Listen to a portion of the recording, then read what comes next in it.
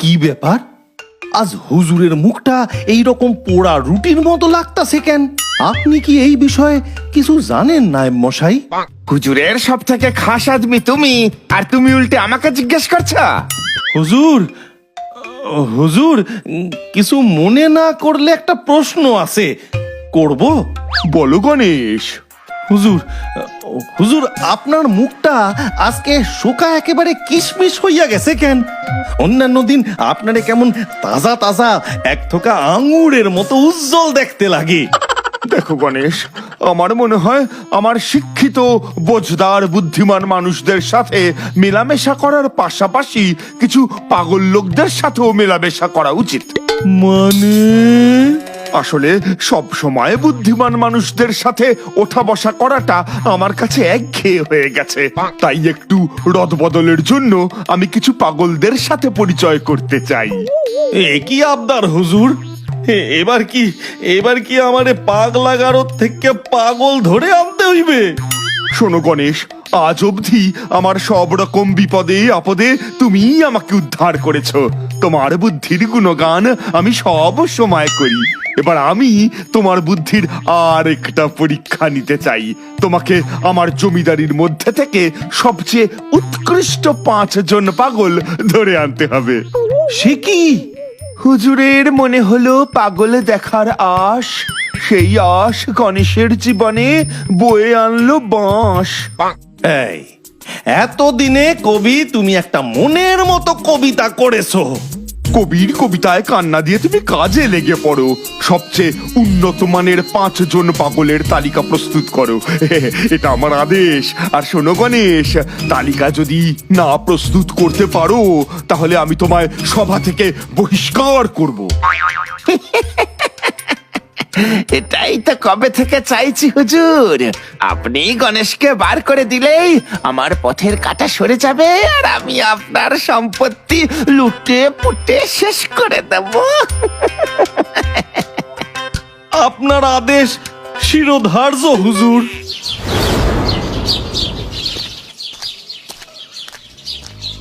হুজুরে তো মুখ বড় কইরা কইয়া দিলাম যে 5 জন উৎকৃষ্ট মানের পাগলের তালিকা আমি তৈরি করে ফেলবো, কিন্তু এত সেরার সেরা পাগল আমি পাবো কোথায়? এই পাগল খুঁজতে খুঁজতে মনে হচ্ছে আমি এইবার পাগল হইয়া যাব।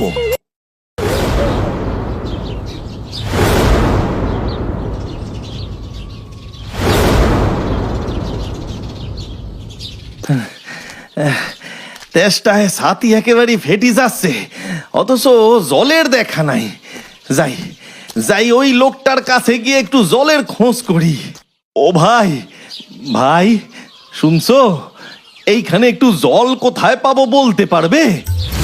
এই এই এই, তোমার বাজে বকা শোনার মতন সময় আমার কাছে নেই। যাও তো, আমি এখন প্রার্থনা করছি।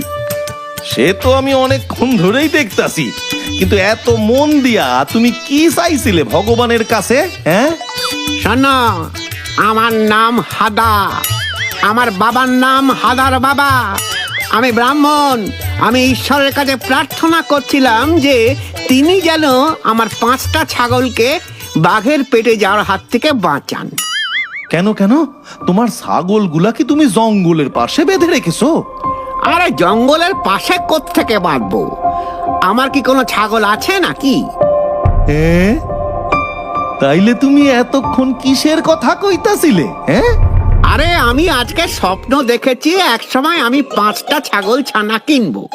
আমি ঈশ্বরের কাছে সেই প্রার্থনাই করছিলাম যে ওই 5টা ছাগলকে যেন উনি বাঘের হাত থেকে রক্ষা করেন। ও বাবা, তুমি তো দেখতাছি গাছে কাঁঠাল গোফে তেল দিয়া বসে আছো। এই হচ্ছে আমার তালিকার প্রথম পাগল। এরে হুজুরের কাছে নিয়ে যাইতেই হইবে। শোনো ভাই হাদা, আমি তোমার ঈশ্বর ভক্তি দেখা ভীষণ খুশি হইছি। আমি জমিদার বাবুর লোক। হ্যাঁ, আমি জমিদার বাবুকে বললা তোমার পুরস্কারের ব্যবস্থা করব। আচ্ছা বেশ, শোনো, তুমি কাল সকাল 8 ঘটিকায় জমিদার বাড়িতে চলে আসবে। পুরস্কার পাবো বলে কথা? আমি তো আগে যাব জমিদার বাড়ি। উফ, সকাল গড়িয়ে দুপুর হইয়া গেল। পাগল খুঁজতে খুঁজতে আমি নিজেই পাগল হইয়া গেলাম, কিন্তু এখনো বাকি পাগলের দেখা পাইলাম না। ও গণেশ দাদা, গণেশ দাদা, তুমি আমার লক্ষ্মী গরুকে কোথাও দেখেছো গো? এই কি ব্যাপার লাউ চন্দ্র, তোমার আবার গরু আছে নাকি? কই, আগে তো কোনোদিনও দেখি নাই। বয়স তো তোমার ভালোই হলো, এই বয়সে একটু ভীমরতি হয়, এটা স্বাভাবিক। এই শোনো, আমার এমন কিছু বয়স হয়ে যায়নি যে আমার ভীমরতি দেখা দেবে। আর দেখো, একটা জলজ্যান্ত গরু তো আর আকাশে উঠতে পারে না, গরুর তো আর ডানা হয় না। দেখো আশেপাশেই হবে, কোথাও হয়তো কচি ঘাস খেতে গেছে। কে বললো উঠতে পারে না? আমার লক্ষ্মী উঠতে পারে। কি, গরু উঠতে পারে? হ্যাঁ, আমার লক্ষ্মী গরু উঠতে পারে, ওর তো ডানাও আছে। বয়স আমার বাড়েনি গো লাউ চন্দ্র, ভীমরতি তোমার দেখা দিয়েছে। গরু কখনো উঠতে পারে নাকি? দেখো গণেশ দাদা, আমার লক্ষ্মী গরু উঠতে পারে, খুব ভালোভাবেই উঠতে পারে। উফ, মাথাই নষ্ট। হাই ঈশ্বর, এইসব শোনার আগে তুমি আমারে তুলে নিলে না কেন? তা তোমার এই গরুরে কোথা থেকে এনেছিলে বাবা শুনি? সরাসরি স্বর্গ থেকে? হ্যাঁ, স্বর্গ থেকে গরু কেন আনতে যাব? ওকে আমি কিনেছিলাম মঙ্গলার পাখির হাট থেকে। পাখির হাটে আজকাল গরুও পাওয়া যাচ্ছে? আমারে কি গরুতে পেয়েছে নাকি? আরে পাখির হাটে কেন গরু পাওয়া যাবে? পাখির হাটে পাখি পাওয়া যাবে। আরে তাহলে তোমার এই লক্ষ্মী গরুরে পাখির হাট থেকে কিনলে কি কইরা? ও কি পাখি নাকি? হ্যাঁ, পাখি তো। হ্যাঁ, পাখি? হ্যাঁ, পাখি। আমার কচি কলা পাতা রঙের টিয়া। হ্যাঁ, একটা টিয়া পাখির নাম লক্ষ্মী গরু? হ্যাঁ, আসলে আমার গরু পোষার খুব শখ, কিন্তু বাড়িতে গোয়াল ঘর করার মতো কোনো জায়গা নেই, তাই আমার টিয়ার নামই শখ করে লক্ষ্মী গরু রেখেছি। আরে, আমাদের গ্রামে এইরকম উৎকৃষ্ট মানের পাগল আছে বইলা তো সত্যিই আমার জানা ছিল না। এই ব্যাটারে জমিদার বাবুর কাছে নিয়ে যাইতেই হইবে। হ্যাঁ, বলি কি ভাই, তোমার লক্ষ্মী গরু হারানোর দুঃখ একটুখানি হইলেও কমানোর ব্যবস্থা আমি করতে পারি। কি করে? কি করে? তোমার পশু প্রেমের জন্য আমি জমিদার বাবুর কাছ থেকে তোমায় পুরস্কার পাওয়ানোর ব্যবস্থা করে দেব। তাই কাল সকালে জমিদার বাবুর বাড়িতে হাজির হয়ে যেও। হ্যাঁ, কি মজা, কি মজা, আমি পুরস্কার পাবো, কি মজা। আমি একদম সকাল সকাল পৌঁছে যাব, তুমি কিচ্ছু চিন্তা করো না গণেশদা। হ্যাঁ, একদম কাল সকাল 8 ঘটিকায় জমিদারের বাড়িতে চলে আসবে, কেমন? হ্যাঁ, আসি।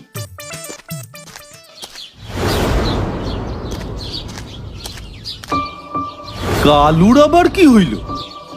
এরকম মুখটা বাংলার পাঁচের মতো করে বসে আছে কেন?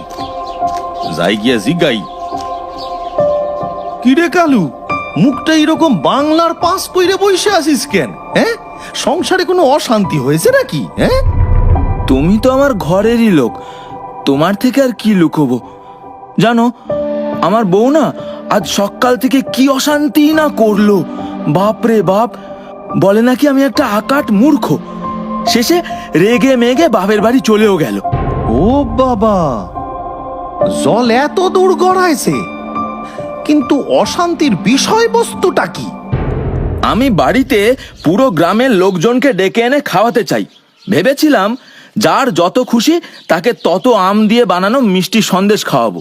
ব্যাস, তাতেই আমার বউ একেবারে রেগে আগুন আর তেলে বেগুন। তা বউয়ের বক্তব্যটা কি শুনি? সে কি বাড়িতে এত লোকজনরে ডাকতে চায় না? হ্যাঁ, না না, ডাকতে চায়, কিন্তু আমি যে আমের বানানো মিষ্টি খাওয়াতে চাইছি তাতেই ওর যত রাগ। কেন কেন, বৌমার কি আমের মিষ্টি পছন্দ নয়? আর কালু, তুই আমারে একটা কথা ক, এত রকমের মিষ্টি সাইরা তুই হঠাৎ ওই আমের বানানো সন্দেশের পিছনেই বা পড়লি কেন? আরে গণেশ দাদা, আমি বাড়িতে আমের গাছ লাগিয়েছি কত শখ করে, তার একটা সদ্ব্যবহার তো হোক। এই, কিন্তু আমি এতদিন তোদের বাড়িতে এসেছি, কই কখনো আম গাছটা তো আমার চোখে পড়েনি। আচ্ছা, ওটা কি বাড়ির পিছন দিকে? হ্যাঁ, আরে না, ধুর ধুর, পিছন দিকে কেন হতে যাবে? ওই তো দেখো না, তুলসী মঞ্চের পাশেই আম গাছটা দাঁড়িয়ে আছে। আম গাছটা কোথায়? আরে ওই তো দেখো না, তুলসী মঞ্চের পাশে, ওই তো, ওই একটাই তো গাছ। এই চারা গাছটা তোর আম গাছ? হ্যাঁ, আর এই আম গাছের ভরসায় তুই গ্রাম শুদ্ধ সকলরে ডাইকা খাওয়ানোর কথা কইতাছিলি? মানে এই চারা গাছ থেকে আম হইব, আর সেই আম পেরে আমের মিষ্টি তৈরি করা হইবে। এই দেখো, তুমি কি সুন্দরভাবে আমার পরিকল্পনাটা বুঝে গেলে। কিন্তু এইটাই যখন আমি আমার বউকে বললাম, আমার বউ আমার উপর ক্ষেপে গিয়ে একেবারে বাপের বাড়ি চলে গেল। এ তো দেখতাছি পাগলের সর্দার। এই হইল আমার তালিকার তৃতীয় পাগল। আমি বলছি কি কালু, তুই আমার কথাটা মন দিয়া শোন। তুই কাল সকালে জমিদার বাড়িতে পৌঁছাইয়া যাবি। আমি জমিদার বাবুর কাছ থেকে তোরে পুরস্কার পাইয়ে দেওয়ার ব্যবস্থা করব। হ্যাঁ, সত্যি? আমি পুরস্কার পাবো? কিন্তু কেন? কেন আবার? তোর এই সাংঘাতিক ভবিষ্যৎ পরিকল্পনার জন্য। তুই সবেমাত্র একটা আম গাছের চারা এনে সেইটা থেকে কবে আম হবে সেই সব পরোয়া না কইরাই সেই আম দিয়া মিষ্টি বানায় গ্রাম শুদ্ধ লোকরে খাওয়ানোরও পরিকল্পনা করছিস, আর সেইটার জন্য লোকরে নেমন্তন্ন করতে চলেছিস। আরে তোর এই বুদ্ধি তো পুরস্কারের অধিকারী রে পাগল। সত্যি? সত্যি? হ্যাঁ, এই জন্যই তো কইতাছি কাল সকাল বেলায় জমিদার বাড়িতে গিয়ে হাজির হইয়া যাবি। ঠিক আছে, ঠিক আছে, আমি কাল সকাল সকাল একেবারে পৌঁছে যাব, তুমি কিচ্ছু চিন্তা করো না। ঠিক আছে রে, আমি চললাম।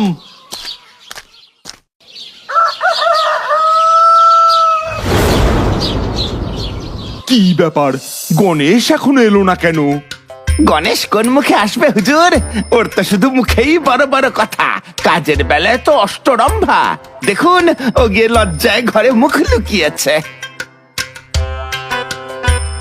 গণেশ লজ্জায় পড়ে না নায়েব মশাই, গণেশ লজ্জায় ফেলে।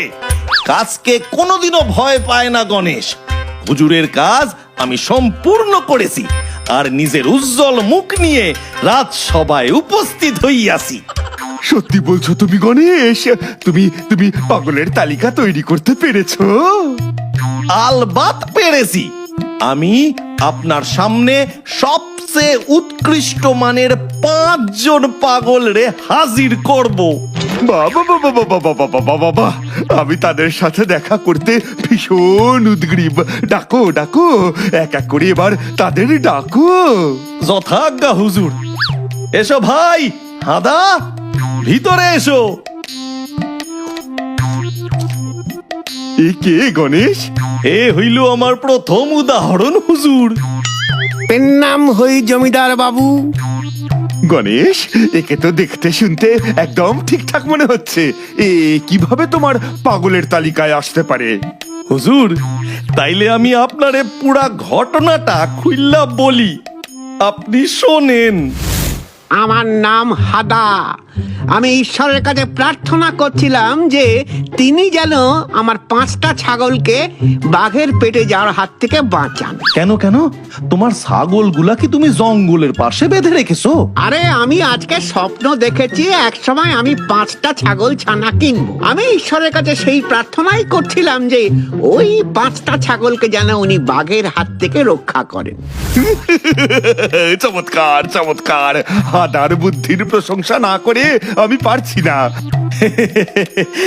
হুজুর, আমি ওরে কইছি আপনি ওরে ঈশ্বর বিশ্বাসের জন্য পুরস্কৃত করবেন, তাই আপনি ওকে যদি কিছু অবশ্যই অবশ্যই নায়েব, ওকে 100 স্বর্ণ মুদ্রা পুরস্কার বাবদ যেন দিয়ে দেওয়া হয়।